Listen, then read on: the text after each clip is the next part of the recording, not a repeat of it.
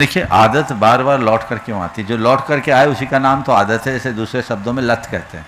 जो बार बार लौट कर आए वह लत या आदत है। सवाल आदत के लौट कर आने का नहीं है, सवाल आदतों को बदलने और मिटाने का है। हम अपने आदतों के गुलाम न बने। अगर अपने आदतों के प्रति जागरूक हों तो अपने आदतों को बदल भी सकते हैं।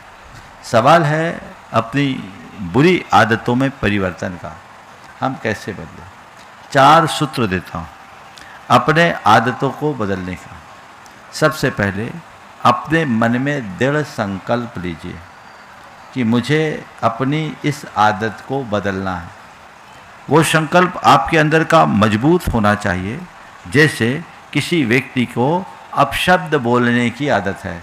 कई लोग ऐसे होते हैं जो हर वाक्य का श्री गणेश अपशब्दों से करते हैं। उनका तकिया कलाम ही अपशब्द बन जाता है। इनका उन्हें एहसास भी नहीं रहता, वो आदत में है। तो उनको चाहिए कि पहले संकल्प ले कि उन्हें अपशब्दों से बचना है, अथवा ये संकल्प ले कि मुझे सही शब्दों का प्रयोग करना है। ये संकल्प, जिसे भावना योग की भाषा में कहें तो कहेंगे ये एक प्रकार का प्रत्याख्यान है, संकल्प। दूसरी बात, सजग रहें।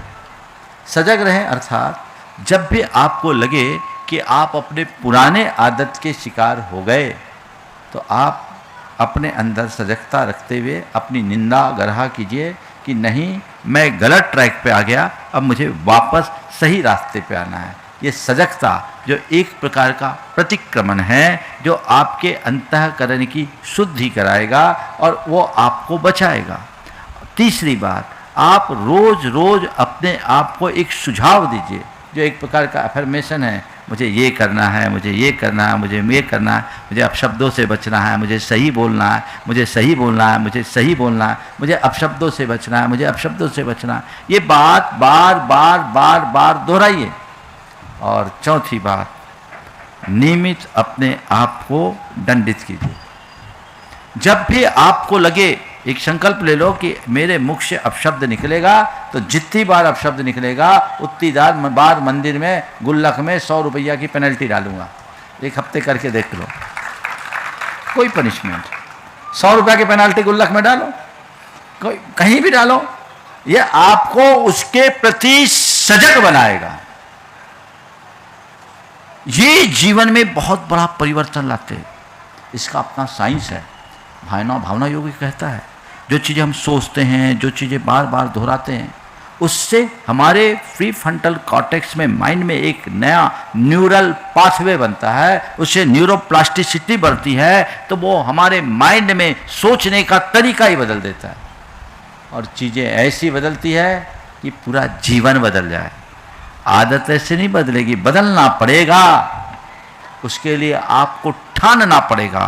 और सबसे बड़ी ताकत संकल्प की।